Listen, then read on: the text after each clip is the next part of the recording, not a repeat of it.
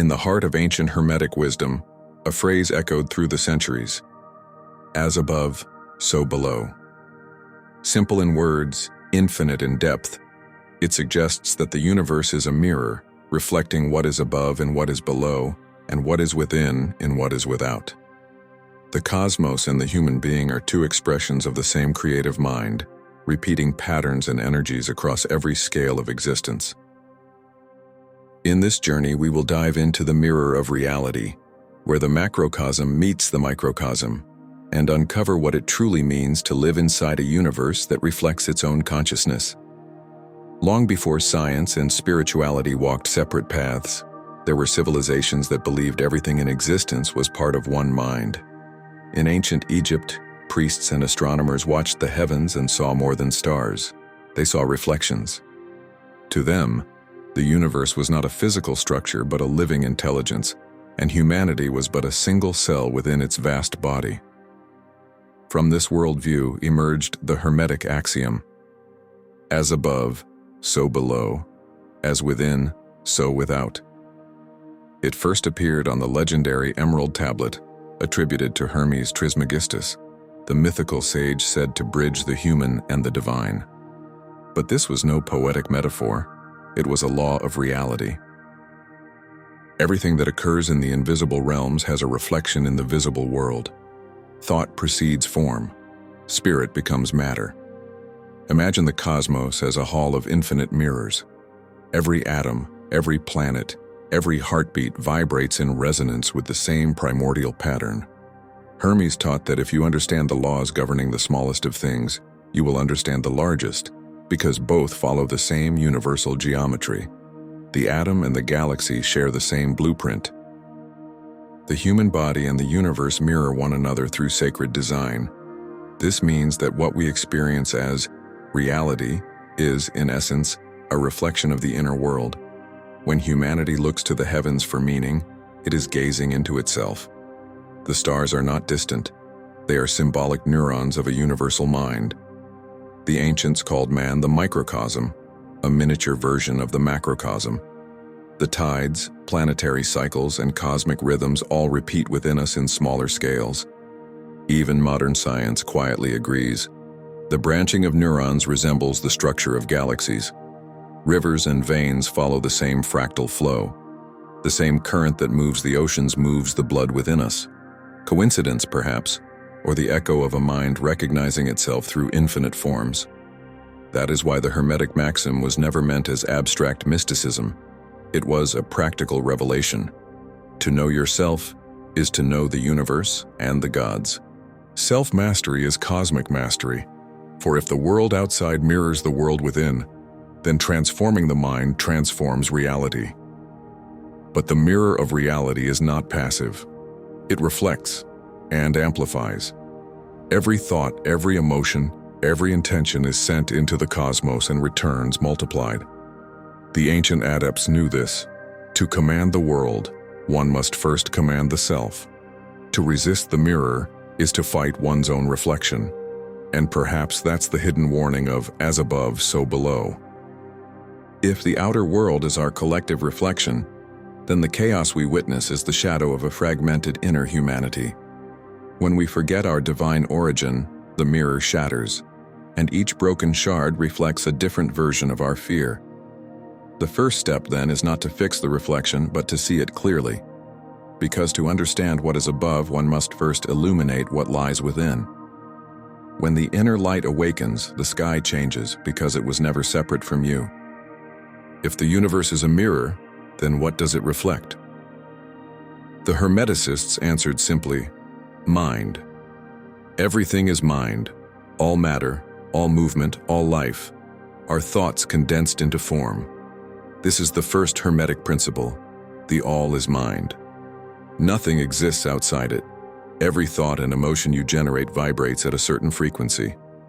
That vibration extends beyond the body, resonating through invisible dimensions and returns to you, shaped into circumstances, events, and encounters. Like ripples in a pond, your consciousness sends waves that sculpt the reality you call life. The mirror merely obeys the frequency of its observer. Modern quantum physics has stumbled upon the same mystery. The observer and the observed are not separate. When an electron is observed, it behaves differently than when it is not. Observation itself collapses potential into matter. In other words, the universe responds to consciousness, just as Hermes once proclaimed. The sky above and the world below are not opposites. They are reflections of one continuous field. Each human thought is a spark that ripples through the cosmic fabric. Each emotion an invisible wave that reshapes the geometry of possibility. And this universal field, this living mirror, reflects back what it receives. The Egyptians called it ma'at, the sacred balance that sustains order in the cosmos. When a person lives in disharmony, the reflection becomes distorted. When they return to alignment, the mirror clears once more. This is why ancient initiates spent years mastering their inner world before touching the mysteries of the outer one. A chaotic mind produces a chaotic reflection. A centered mind produces harmony. The mirror, however, is not merely reactive, it's didactic. It teaches through reflection. What appears as suffering or injustice is often a symbolic echo of something unhealed within. The external world acts as a stage where inner lessons are performed. The mirror doesn't punish, it reveals. It cannot lie. It doesn't choose what to show. It simply mirrors what is. If you live in fear, the world will appear threatening. If you radiate peace, the world becomes peaceful. The secret is not to fight the reflection, but to change the source of projection.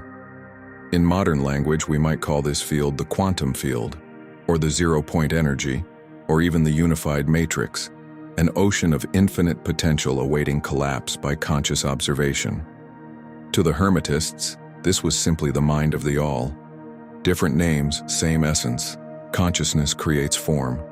Reality is holographic. Every part contains the whole. Just as every cell carries the blueprint of the body, each fragment of the universe contains the pattern of the totality. Therefore, by knowing oneself deeply, one accesses the code of creation itself. This was the true alchemy, not turning lead into gold, but turning consciousness from density to illumination. The mirror of reality listens not to words, but to vibration. It doesn't respond to what you want. It responds to what you are. The universe doesn't hear your speech. It feels your frequency. And that frequency is constantly sculpting the world you inhabit. When this is understood, life no longer appears random. Synchronicities emerge. Patterns reveal themselves. Events align with purpose. The constellations above and the neurons within pulse in harmony, both instruments in the same cosmic symphony. At some point, every seeker realizes a profound truth. The mirror of reality was never out there. It has always been within. The external world is simply an echo of inner vibration. Every encounter, every challenge, every coincidence is a projection of the observer's state of consciousness. And this is where Hermetic wisdom becomes more than philosophy. It becomes experience. The human soul is a perfect microcosm. Everything that exists in the universe exists within it. Chaos and order, darkness and light, birth and death. That's why the sages said, "The true temple is not built of stone, but of awareness." The altar is the mind, the sacrifice, the ego, and the offering, attention itself. Because whatever you give your attention to, you make real. The greatest illusion of the mirror is separation, but the reflection cannot exist without its source. Likewise, the universe cannot exist apart from the consciousness that perceives it. What you call destiny may simply be the delayed echo of an old vibration you keep transmitting. Change the vibration, and the reflection must follow. This is the essence of alchemy. Lead represents dense, fearful consciousness, trapped in limitation. Gold symbolizes the awakened mind, radiant and free. True alchemists did not seek to create gold. They sought to become gold, to refine the self until the mirror shines without distortion. But transformation is not gentle. The mirror shows everything, even what we've hidden. Pain, fear, memory. they all surface, not as punishment, but as purification. The mirror must be cleaned before it can reflect light clearly again. By observing your inner world without judgment, you begin the process of transmutation. Consciousness heals itself through awareness. Then, the outer world shifts, synchronicities appear, paths open. The universe begins to breathe with you. Because when the inner world aligns, the outer reflection follows by resonance. You realize that "as above, so below" isn't a phrase, it's a state of being. You feel the stars as extensions of your own body, and the cosmos as your mind looking back at you. At this point, the seeker becomes the magus, not a manipulator of matter, but a co-creator with the divine. He doesn't struggle to change the reflection anymore. He keeps his inner vibration pure, and the universe harmonizes around him. The mirror becomes transparent, and through it, the infinite looks upon itself. Humanity today stands within a great collective mirror. Billions of minds projecting doubt, fear, and disconnection, and the reflection shows exactly that. But every awakened soul changes the field. A single clear reflection can alter the entire image, because one spark of consciousness, fully aware, is enough to shift the symmetry of the cosmos.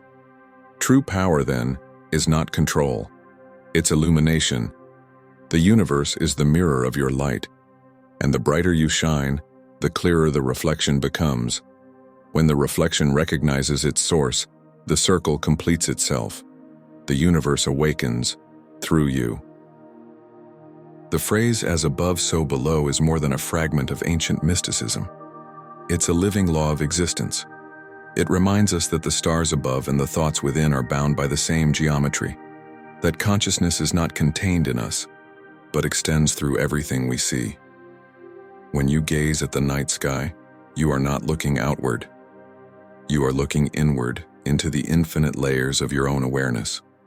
Every planet, every heartbeat, every flicker of emotion is part of one vast mirror through which the universe contemplates itself. You are not a separate observer.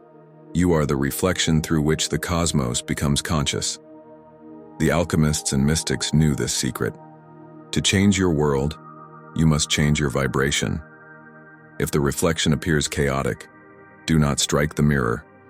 Calm the source. Stillness reveals truth.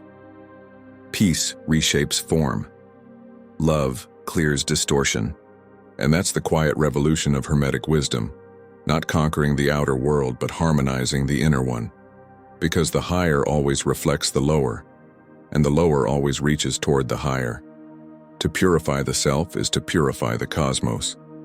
So tonight, as you close your eyes and the sky fades to silence, remember this: you are the mirror, the reflection, and the light behind it all.